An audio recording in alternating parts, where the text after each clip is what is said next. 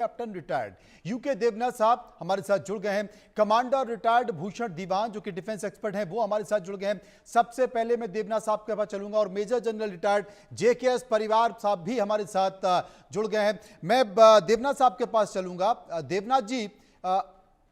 देवनाथ जी हमारे साथ नहीं है, परियार साहब के पास चलूंगा। परियार जी, क्या आप इसे मानते हैं निश्चित तौर पर, जैसा कि संजय ने बताया कि अंतर्राष्ट्रीय एक दबाव होता है, वो दबाव भारत के ऊपर भी है, पाकिस्तान के ऊपर भी है, लेकिन कल तक तो अमेरिका कह रहा था कि हमारा काम नहीं है, हम इस पछड़े में नहीं पड़ेंगे, लेकिन अचानक आज वो आ गया और सीज फायर हो गया। कैसे देखते हैं सीज फायर को? मनोज जी, आपने और संजय ने सारे देश के अंदर जो बातें थी मन में वो आप पहले ही बता चुके हैं जी। पहले तो मैं भारत सरकार को, प्रधानमंत्री को, तीनों सेनाओं को और हमारे सिक्योरिटी एजेंसीज, पैरामिलिट्री और इंटेलिजेंस सबको हार्दिक बधाई देना चाहूँगा कि उन्होंने ये ऑपरेशन पिछले 4 दिन बहुत ही शानदार तरीके से उसको करा। अब एक सिक्के के 2 पहलू होते हैं, ये तो एक पहलू हुआ। दूसरा पहलू जो है ये है कि इसमें हमें क्या फायदा हुआ और क्या नुकसान हुआ। जी। अब जो एक पुरानी पिक्चर थी मनोज कुमार की पहचान, जिसमें उनका एक गाना था, बस यही अपराध में हर बार करता हूँ, आदमी हूँ आदमी से प्यार करता क्या हूँ। बात है। यही बात है। 1948 का सीज फायर यूनाइटेड नेशन के उसकी वजह से पाकिस्तान के साथ हुआ। 65 में प्रेसिडेंट उनके रशिया के कोसिगिन प्रधानमंत्री उनके वजह से हुआ। 71 में निक्सन और ब्रेजनेव के प्रेशर से जो है शिमला पैक्ट हुआ। 99 के कारगिल वार के बाद में अटल जी का समझौता हुआ, फिर बाद में हम लाहौर वार्ता भी हुई, और 2021 में भारत और पाकिस्तान के बीच में JNK में सीज फायर हुआ था। तो हम 5 सीज फायर पहले कर चुके हैं और ये 6वां है। फिर 6वें की नौबत क्यों आती? तो बात बिल्कुल स्पष्ट है कि ये एक ऐसा अगर आप किसी सांप का फन पे पैर रखेंगे, थोड़ी देर के लिए वो सुस्त हो जाएगा, वो फिर उठेगा, फुफकार की जाएगा। यही पाकिस्तान की फितरत है। और ये बात फिर होगी, फिर आतंकवादी हमले होंगे, फिर सीज फायर होगा, ये तो चलता रहेगा। मैं इस बात से मुझे कोई शक नजर नहीं आता है। दूसरी बात है, दूसरा फायदा हमें ये हुआ है कि हमने एक जो मिथ थी कि हम इंटरनेशनल बॉर्डर को क्रॉस नहीं कर सकेंगे, न्यूक्लियर वेपन सामने आ जाएंगे, वो तोड़ दिया है। वो एक जो हमारे दिल में एक तरह का भय रहता था सारे भारत में कि भाई ऐसा हुआ तो न्यूक्लियर बम, वो खत्म हो गया। पाकिस्तान की ढोल जो है वो फट गई है और हमने हमारे जो डिफेंस सिस्टम है उसकी कैपेबिलिटीज को अच्छी तरह से असेस कर लिया है, और जो कुछ उसमें कमी बेशी हमको दिखती है वो हम उसको आगे पूरी करेंगे। ये एक हमारा इसका बहुत अच्छा पहलू है। रहा सवाल सिंधु नदी जल संधि का, तो भारत तो पिछले 4 साल से उसके रिव्यू की बात कर रहा है और मैं समझता हूं कि उसका रिव्यू होगा।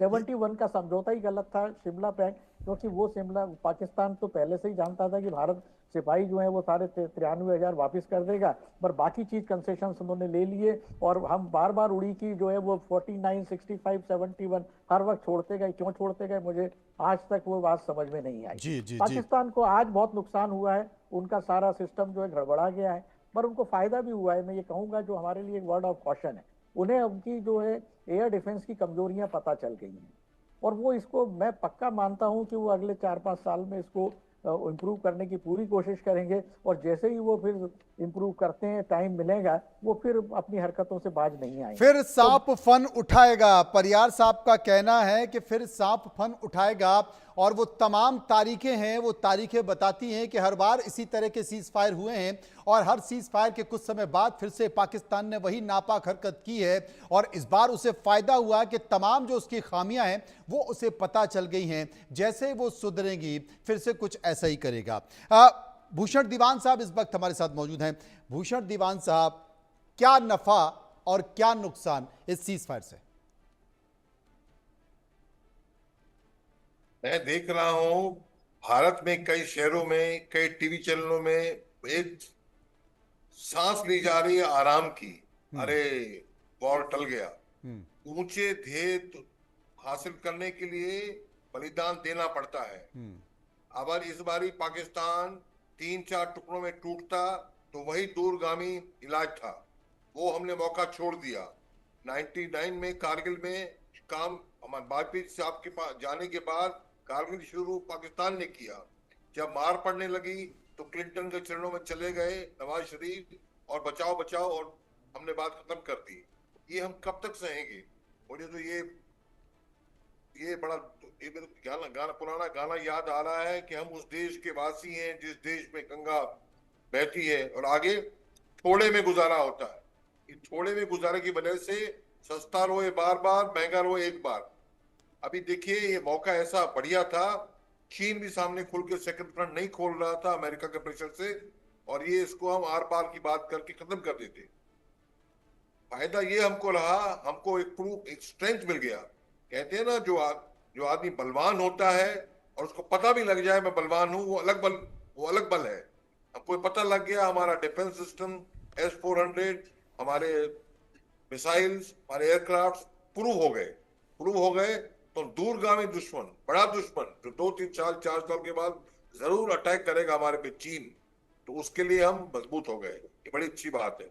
और तीसरी बात, ये 12 मई और इसके कम से कम 15 दिन, 20 दिन, महीना, मैं ये चाहता हूं ऐसे SOPs बने, ऐसे मेमोरेंडम ऑफ एसोसिएशन साइन हो दोनों तरफ से, DGMO उनका, DGMO हमारा, प्राइम मिनिस्टर के लेवल पे या डिफेंस सेक्रेटरी लेवल पे। क्या अगर ये लेवल 1 टेरर अटैक होगा तो ऑटोमेटिकली ये एक्शन लिए जाएंगे। जैसे होती है ना, बिल्डिंग में आग लग गई तो ये किया जाएगा, उसके बाद हम प्रूव करते रहे, पूछते रहे क्या करना है, कैसे करना है, फिर वही बात। तो ये लिखवाया जाए। अगर ये आयरन कास्ट गारंटी नहीं लिखवाई गई तो हमारे को इसका कोई फायदा नहीं हुआ।